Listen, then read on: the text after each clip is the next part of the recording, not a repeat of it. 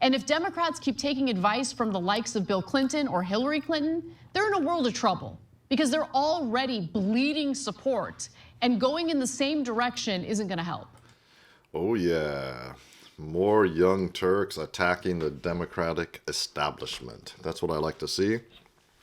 Of course, the Young Turks viewers don't like to see this at all. They're absolutely outraged that the Young Turks, Ana Kasparian and Cenk Uygur of the Young Turks, could turn and bite the hand that feeds them, supposedly.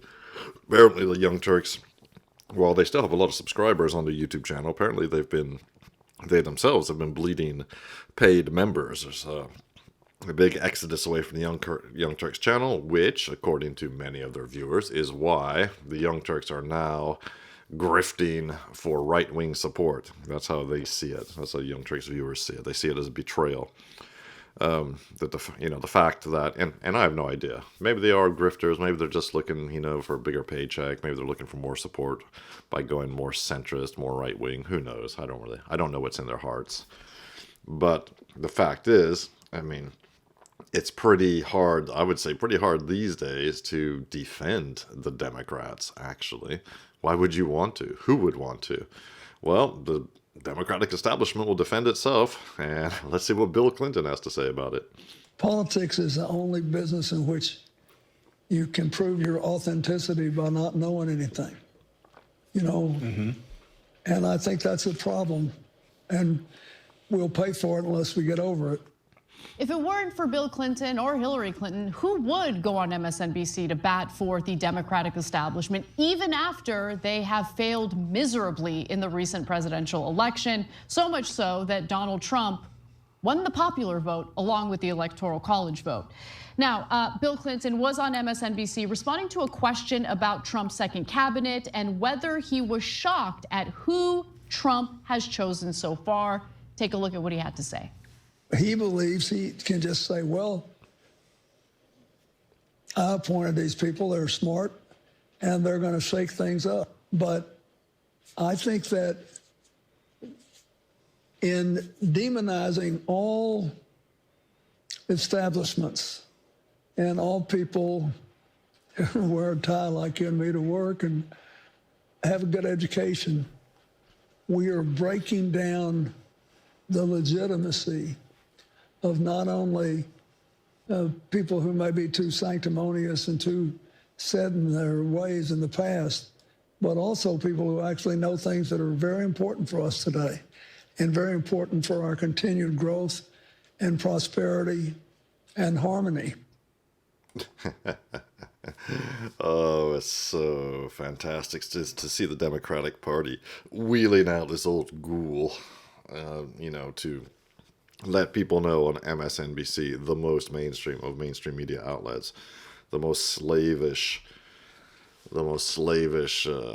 initiates to the Democratic Party trough. Did that even make sense? I think I'm mixing my metaphors here. But all I can think when I see Bill Clinton is looking at him there. I think he needs to get another adrenochrome shot because he's looking a bit rough. He's kind of looking good, but he's not sounding too good. In any case, enough personal attacks. Yeah, I hope the Democrats keep going on this way. I really do. What I think pro-establishment people like Bill Clinton seem to miss is that there is a difference between someone just being unqualified and someone who might be qualified but is just anti-establishment because they are able to see through a sober perspective that the establishment politics, especially on the Democratic side, has led to basically an exodus of Democratic voters, people who traditionally supported the Democrats but felt increasingly that the Democratic establishment wasn't serving their best interests and were instead going along with pro-corporate policies that were making their lives worse, while also serving up identity politics, which also tends to make their lives worse in some ways.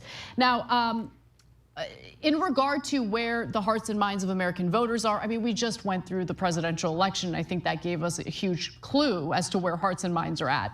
But more Americans are in fact rejecting traditional establishment political figures because they don't trust them to actually represent their best interests. So this is according to Pew Research. I want to give you some data before we go to Cenk.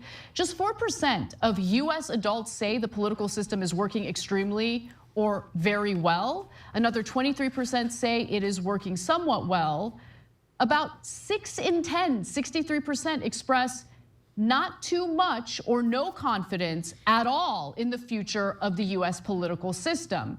And in a 2022 Pew Research Center survey, majority said the federal government unfairly benefits some people over others, doesn't respond to the needs of ordinary Americans, and isn't adequately careful with taxpayer money. That was in 2022 during Biden's administration.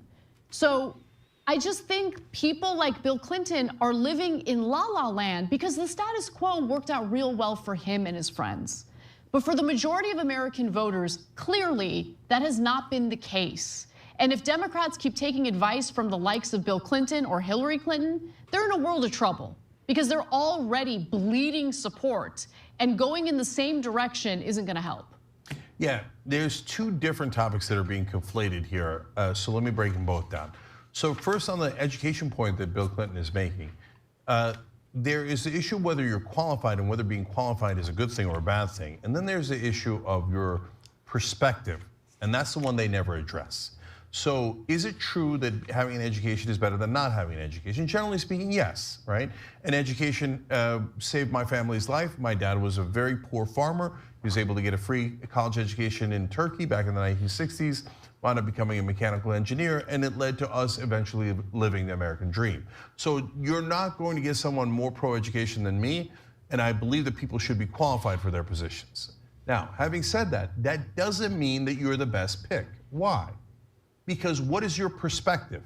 What is your bias? Have you ever even thought about it?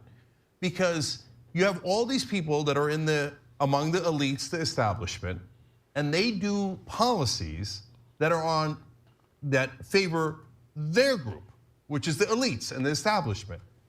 And they don't even oftentimes know that they're doing that. It's a groupthink where everyone in that group, everyone in that tribe agrees. They're like, get tax cuts for the rich, that stimulates the economy, right? And they go around the room and everyone is rich and they go, yeah, I love the tax cuts for the rich, love the tax cuts for the rich, love the tax cuts for the rich. Well, let's go do that because that's what educated, qualified people would do. No, brothers and sisters, that's what educated, qualified people that want to help the rich would do. So can you prove that your policies actually help the average man? No, and you don't even bother. People aren't mad at you if you're in the establishment because you got a good education. They're mad at you because of the laws that you pass, using that education for your benefit rather than all of our benefit. So don't come at me with education. I went to the same schools you did, okay? And education, and actually, to be fair to Bill Clinton, saved his life too. Like, I get the value of it. The problem is you're misusing your qualifications to help your rich buddies, and you can't even see it because I'm asking the fish to house the water. Well, very good points made by Cenk Uygur. I cannot disagree with what he has to say. In general, of course, getting educated is good. Now, if, of course, amongst my family and people like them, complete libtards, all of them, if you say something like, well, these days I don't think going to university in the States, at least, is such a good idea. And immediately they'll say something like, what, you're against education? No, and I'm like, no, I'm very much in favor of education. I think it's important. I said going to university might not be the best way to get educated. And of course, that's one point. Obviously, I think most people are in favor in general of getting educated one way or another. Secondly, perhaps more importantly, I just had a point here on the tip of my tongue. What was I going to say? As Cenk said, what are you using this education for if you're going into politics? Well, of course, if you're the type of person who goes into federal level politics in the States, and probably in most countries, yeah, you're going to use it to promote yourself and your tribe, because it all comes down to that in the end. In the end of the day, that's what it comes down to. It's about getting power and using it for your benefit and the benefit of your tribe. That's just human nature. And to be surprised about that is really kind of dumb and very naive.